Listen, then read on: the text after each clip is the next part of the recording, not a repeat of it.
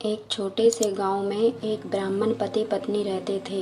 इनका गांव गंगा नदी के किनारे था। यह पंडित जी रोज सुबह उठकर गंगा नदी में स्नान करने जाते और फिर घर लौटकर गणेश जी की पूजा करते। यही इनका रोजाना का काम था। और यह घरों में कथा वाचन करने जाते। जो दक्षिणा इन्हें लोगों से मिलती उसी से इनका घर चलता था। यह पंडित जी कभी किसी से मुंह मांगी दक्षिणा नहीं लेते थे, इसलिए इन्हें कम दक्षिणा में अपना गुजारा करना पड़ता था, जिसके कारण इनका घर का खर्चा जैसे तैसे चलता था। तो इसी कारण पंडिताइन की बहस पंडित जी से रोजाना होती थी। एक दिन जब सुबह उठकर पंडित जी गंगा स्नान करने गए, तब पंडिताइन ने गणेश जी भगवान की मूर्ति को छुपा दिया। जब पंडित जी घर वापस आए, तब उन्होंने देखा कि गणेश जी भगवान की मूर्ति मंदिर में नहीं है। तो वह परेशान हो गए और पूछा, अरे पंडिताइन, भगवान गणेश जी की मूर्ति मंदिर में से कहाँ गायब हो गई? बताइए देवी, मैं परेशान हो रहा हूँ। फिर पंडिताइन बोली, सुनिए जी,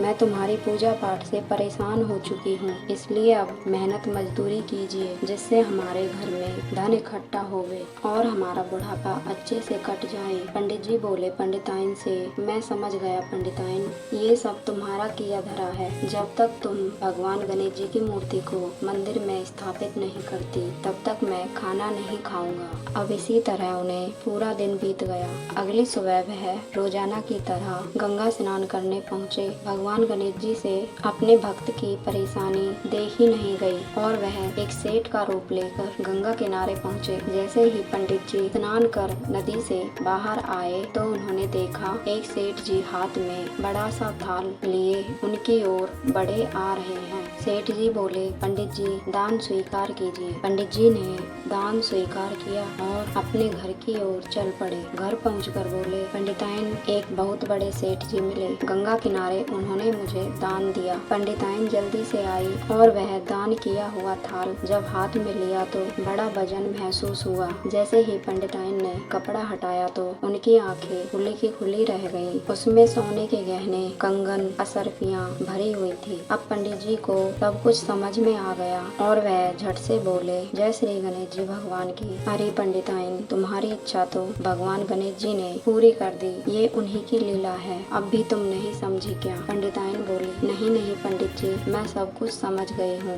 भगवान मुझे माफ करे तुम्हें दुख पहुँचाने के लिए और उनकी मूर्ति को तुमसे छुपाने के लिए। अब पंडित जी और पंडिताइन ने भगवान गणेश जी की मूर्ति को मंदिर में स्थापित किया और प्रार्थना करी, हे भगवान गणेश जी, जैसे हमारे जीवन में आप सुख समृद्धि लाए, उसी तरह इस कथा को सुनने या सुनाने वाले व्यक्ति के जीवन में आपका आशीर्वाद सदा बना रहे। दोस्तों, मेरे चैनल को लाइक करें, सब्सक्राइब करें और कमेंट में जय श्री गणेश जी भगवान की जरूर लिखें। ओम श्री गणेशाय नमः।